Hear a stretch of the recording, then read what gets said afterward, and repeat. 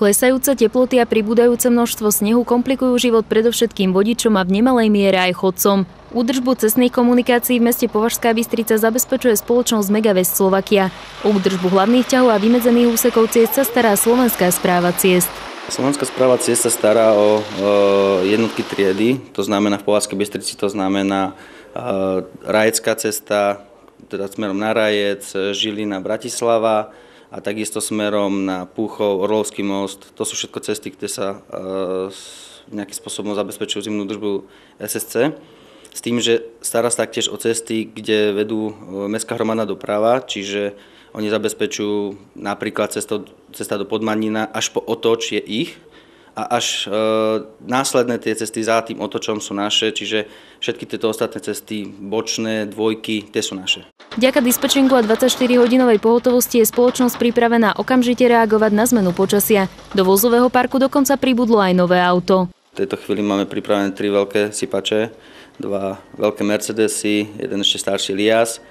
V tejto chvíli sme v podstate kúpili ďalšie nové vozidlo, je to MAN 4x4, ktorý bude využívaný ako náhradné vozidlo v prípade nejakej situácie, keď sa nám pokazí niektoré iné auto. Ďalej máme 2 malé auta, jednu multikáru, druhé auto sa volá Alfikár, tie sú určené na chodníky, prípadne na cesty, kde sa nedá dostať veľkým sypačom.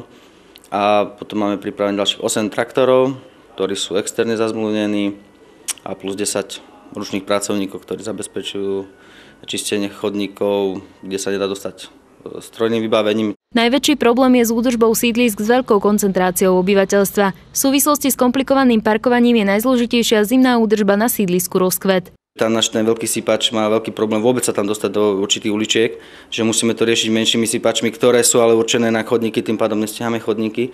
Čiže toto je dosť taký veľký problém. Z hľadiska bezpečnosti chodcov zohráva dôležitú úlohu aj zimná údržba chodníkov.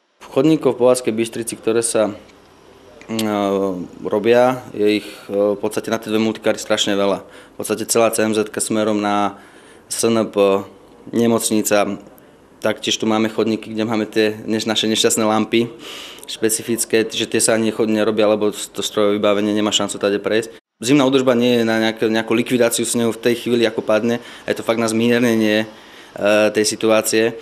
Až keď nejakým spôsobom dosneží, tak v tej chvíli my máme nejakú reálnu šancu roztopiť až na ten betón alebo na ten asfalt tú cestu. Všetky vozidlá a pracovníci spoločnosti Megavest budú v pohotovosti aj počas vianočných sviatkov. V prípade potreby je stále v platnosti číslo na dispečing.